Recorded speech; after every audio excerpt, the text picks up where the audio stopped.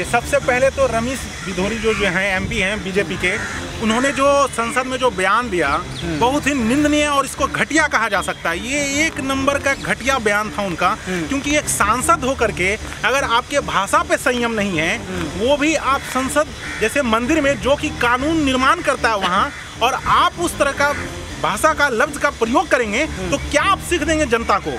सबसे पहले तो आपको भाषा पे संयम होना चाहिए। दूसरी चीज, प्रिविलेज का मतलब ये नहीं है कि आप माँ बहन का गाली देने लगे। अगर आप उग्रवादी कह रहे हैं तो आपके पास क्या सबूत है कि आप उग्रवादी कह रहे हैं? क्यों आप उनको आतंकवादी कह रहे हैं? रमेश बिधूड़ी का देखिए, ये कार्रवाई वगैरह कुछ नहीं करेंगे, बस ये दिखावटी के लिए हो सकता है कुछ कार्रवाई कर दें, लेकिन वैसा कोई कड़ा या संदेश देने वाला कार्रवाई नहीं करेंगे। अगर आपको संदेश देना है तो उसको हटाइए, आप संसद से हटा दीजिए उसको, ये ना कार्रवाई होगा जी। आप तो इसको बढ़ावा देते चले जा रहे हैं हमेशा कि ये बोल रहा है उससे चुप हो जाओ, शांत हो जाओ। बस उसको डिफेंड करने के लिए भी इसके मिनिस्टर लोग आ जाते हैं, उसको सही ठहरा।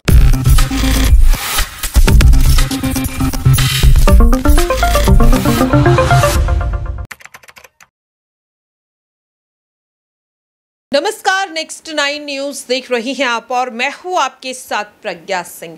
बीजेपी सांसद रमेश बिधूड़ी की मुश्किलें लगातार बढ़ती ही जा रही हैं। दरअसल आपको बता दें कि जहां एक ओर उनके द्वारा दिए गए भाषण को लेकर दानिश अली ने ये पूरा मामला विशेषाधिकार समिति को सौंपने की मांग कर दी, तो वहीं अब आपको बता दें कि दिल्ली के MCD में भी अब सीधे यहां पर रमेश बिधूड़ी के खिलाफ एक्शन लिया जा चुका है। आम आदमी पार्टी की तरफ से यहां पर रमेश बिधूड़ी के खिलाफ निंदा प्रस्ताव पेश किया गया है। अब ऐसे में सवाल लगातार ये उठ रहा है कि रमेश बिधूड़ी की अब उल्टी गिनती शुरू हो चुकी है, उनके खिलाफ अब एक्शन लेने के लिए पार्टी मजबूर होने वाली है पूरी तरह से। और अगर विशेषाधिकार समिति को पूरा मामला भेजा जाता है और अगर यहाँ पर वो दोषी पाए जाते हैं तो उनके खिलाफ कड़ी कार्रवाई हो सकती है, यानी कि न केवल उनकी संसद सदस्यता को रद्द किया जा सकता है, बल्कि आपको बता दें कि उनके खिलाफ कानूनी एक्शन भी लिया जा सकता है। अब यहाँ पर जिस तरीके से आपको बता दें कि रमेश बिधूड़ी को लेकर के तमाम तरह की प्रतिक्रिया सामने आ रही है, तमाम तरह की बातें कही जा रही हैं। इस बीच हम आपको दिखाना चाहेंगे वो खास रिपोर्ट कि रमेश बिधूड़ी के खिलाफ अगर विशेषाधिकार समिति कोई कड़ा एक्शन लेती है तो आखिरकार उन्हें किस तरह की सजा यहां पर मिल सकती है। देखिए रिपोर्ट। ये नए संसद की कैसी तस्वीर है कि नया संसद शुरू होता है और भाजपा पार्टी के वरिष्ठ नेता सांसद रमेश बिधूड़ी अपनी भाषा को भूल जाते हैं और यहाँ पर दानिश अली को जमकर गालियां देते हैं और इसके बाद उनको टारगेट किया जाता है। ये कहा जाता है कि रमेश बिधूड़ी जिस तरीके से यहाँ पर अपनी बात को रखा ये गलत है, आप ऐसे टारगेट नहीं कर सकते क्योंकि आप सत्ता में हैं। सत्ता आपको ये इजाज़त नहीं देती है कि आप किसी को भी जो है अमर्यादित भाषा का प्रयोग करके गालियां देंगे। इसी मुद्दे पर हम जानने का प्रयास करेंगे कि क्या नया संसद भवन यही बोलता है, क्या देश के प्रधानमंत्री शांत रहेंगे? क्योंकि राहुल गांधी जब फंस जाते हैं मानहानि के मामले में तो उनको जो है बर्खास्त कर दिया जाता है, उनकी संसद की सदस्यता को खत्म कर दिया जाता है। तो हमारे साथ राजन कुमार जी मौजूद हैं, उनसे जानने का प्रयास करेंगे। सर, आपको बहुत बहुत स्वागत है। सर, कैसे देखते हैं रमेश बिधूड़ी को लेकर, आपके क्या विचार है? पहले आप यही जानें। देखिए, सबसे पहले तो रमेश बिधूड़ी जो हैं एमपी हैं बीजेपी के, उन्होंने जो संसद में जो बयान दिया बहुत ही निंदनीय और इसको घटिया कहा जा सकता है। ये एक नंबर का घटिया बयान था उनका, क्योंकि एक सांसद होकर के अगर आपके भाषा पे संयम नहीं है, वो भी आप संसद जैसे मंदिर में जो कि कानून निर्माण करता है वहाँ, और आप उस तरह का भाषा का लफ्ज का प्रयोग करेंगे तो क्या आप सीख देंगे जनता को। सबसे पहले तो आपको भाषा पे संयम होना चाहिए। दूसरी चीज, प्रिविलेज का मतलब ये नहीं है कि आप माँ बहन का गाली देने लगे। अगर आप उग्रवादी कह रहे हैं तो आपके पास क्या सबूत है कि आप उग्रवादी कह रहे हैं? क्यों आप उनको आतंकवादी कह रहे हैं? उसका सबूत उनको पेश करना चाहिए। रमेश बिधूड़ी उनको पेश करना चाहिए ये चीज, क्योंकि अगर आप ये तो नेशनल सिक्योरिटी का बात हो गया ना। कोई सांसद इल्जाम लगा रहा है कि आप आतंकवादी हैं, उग्रवादी हैं, आपके पास क्या सबूत है? दिखाइए देश की जनता को, नहीं तो आप माफी मांगिए देश की जनता से। संसद होकर के ऐसी शब्दों का प्रयोग नहीं कर सकते। दूसरी चीज और क्या है, यहाँ पे पीछे वरिष्ठ मंत्री भी बैठे हुए थे उनके, हर्षवर्धन जी, रविशंकर प्रसाद, ये लोग इतना हंस रहे थे। यानी इसका मतलब क्या है, आप उसको बढ़ावा दे रहे हैं, इस तरह के शब्दों का आप बढ़ावा दे रहे हैं। और नरेंद्र मोदी जी सिर्फ चुप रहते हैं इस सब चीजों पे। आप नया संसद तो बना रहे हैं, लेकिन सांसद को आप कंट्रोल नहीं कर पा रहे हैं। अपने सांसद को जो मनमतंग काम करते रहते हैं, सिर्फ किसी को गाली देना, किसी को ये देना, ये तो गलत, ये तो अराजकता एक तरह से आ रहा है ना। आप क्या सीख दे रहे हैं देश की जनता को? 24 के चुनाव के पहले इस तरीके की भाषा की आपने जो बात कही गलत है। सवाल मेरा आपसे ये रहेगा कि क्या रमेश भिदोड़ी के खिलाफ कोई कार्रवाई होगी भाजपा पार्टी की तरफ से, क्योंकि राहुल गांधी की तरफ को जो है रातों रात सस्पेंड कर दिया गया, उनकी संसद की सदस्यता को खत्म कर दिया गया था। लेकिन अभी ब्रजभूषण शरण सिंह की बात कर लो या फिर शहजाद पूनेवाले की बात कर लो, ये लगातार जो है यहाँ पर समर्थन कर रहे हैं रमेश भिदोड़ी का। देखिए, ये कार्रवाई वगैरह कुछ नहीं करेंगे, बस ये दिखावटी के लिए हो सकता है कुछ कार्रवाई कर दें, लेकिन वैसा कोई कड़ा या संदेश देने वाला कार्रवाई नहीं करेंगे। अगर आपको संदेश देना है तो उसको हटाइए, आप संसद से हटा दीजिए उसको, ये ना कार्रवाई होगा जी। आप तो इसको बढ़ावा देते चले जा रहे हैं हमेशा कि ये बोल रहा है उससे चुप हो जाओ, शांत हो जाओ। बस उसको डिफेंड करने के लिए भी इसके मिनिस्टर लोग आ जाते हैं, उसको सही ठहराने लगते हैं। तो इस तरह का घटना नहीं हो। दूसरी चीज क्या है, इसमें प्रधानमंत्री को स्वयं आकर के बात को रखना चाहिए कि इस तरह का कोई भी सांसद जो है इस तरह का शब्द का प्रयोग नहीं करे। प्रधानमंत्री का क्या काम है? यही सब काम है ना कि संसद आपका बिगड़ रहा है, सांसद आपके अगेंस्ट जा रहा है, संसदीय नियम का जो है उसके खिलाफ जा रहा है, तो कम से कम प्रधानमंत्री को आकर के कहना चाहिए कि सभी सांसद जो है इस तरह का भाषा का प्रयोग न करें। ब्रजभूषण शरण सिंह समर्थन में आ गए हैं। वो तो खुद चोर गुंडा लफंगा है, तो समर्थन में आएगा ही। चोर गुंडा लफंगा ही तो समर्थन में आएगा ना गलत चीजों का, तो इसलिए समर्थन में आ गया। शहजाद पूनेवाला मुसलमान है, वो भी समर्थन कर रहे हैं लगातार। शहजाद पूनेवाले मुस्लिम बीजेपी के जो हैं वो अपने पार्टी का ध्यान रख रहे हैं, इसलिए उनका समर्थन कर रहे हैं। लेकिन जो बीजेपी का एजेंडा है, मुस्लिम को ये उग्रवादी के रूप में देखते हैं। बताइए, यही चीज हुआ ना वहाँ। ए मुल्ला, ए आतंकवादी, ए उग्रवादी, इस तरह का क्यों आप लफ्ज का प्रयोग किए? मैं तो चाह रहा हूँ इसमें लोकसभा सांसद से जो ओम बिरला जो हैं लोकसभा संसद के अध्यक्ष जो हैं स्पीकर, उनसे एक RTI से भी जनता मांगे कि आखिर किस आधार पे ये कह रहे हैं इनको आतंकवादी। क्या कोई सबूत है? अगर सबूत है तब तो फिर आप देश के सामने पेश कीजिए। अगर नहीं है तो उस पर कठोर से कठोर कार्रवाई करो रमेश भिदोड़ी पे, कि आगे से कोई भी सांसद इस तरह का लफ्ज करने से पहले 100 बार सोचे। दानिश अली रात भर सो नहीं पाए, कह रहे हैं कि ये गलत हुआ है। कोई भी व्यक्ति नहीं सो पाएगा रात भर।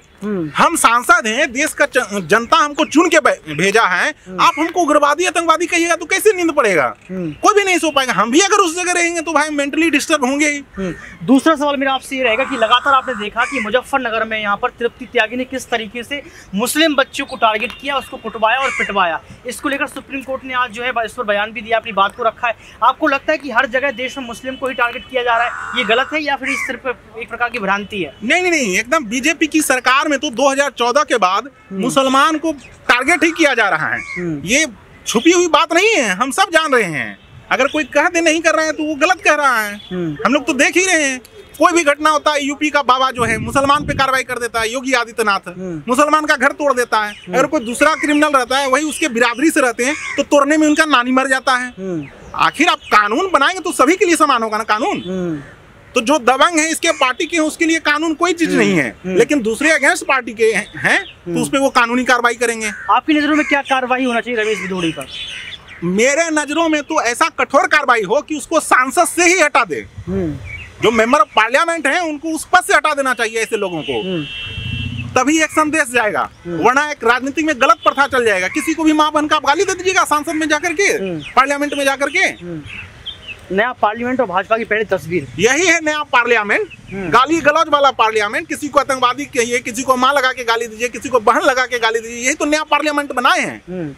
और किए क्या है मोदी जी को डिमोनेटाइजेशन करने से पहले, और जो देश में ये कर रहे हैं, जो कानून नहीं बनाना चाहिए वो बना देते हैं। हर चीज पे जीएसटी जोड़ देते हैं। पहले आप कोई भी सामान खरीदते थे तो मतलब उसमें तो टैक्स इंक्लूड रहता था। अब जीएसटी के नाम पे रेलवे के टिकट पे 193 रुपया का टिकट मैंने खुद लिया था, एक जगह जा रहा था राजस्थान, तो उसमें मात्र हमको रिफंड 55 रुपया ही मिला। बताइए ये क्या देश का सिस्टम ये चला रहे हैं? देश की जनता को तो कबाड़ा बना के रख दिए, ये लूट करके रख दिए, घसोट करके रख दिए। ये इस चीज पे जो है सभी जनता को जागना चाहिए, वरना ये ऐसे ही लूटते रहे। जागी कैसे? चुनाव तो नजदीक है 24 का। जनता जाग ही गई है, इसको जवाब मिलेगा, करारा जवाब इनको मिलेगा।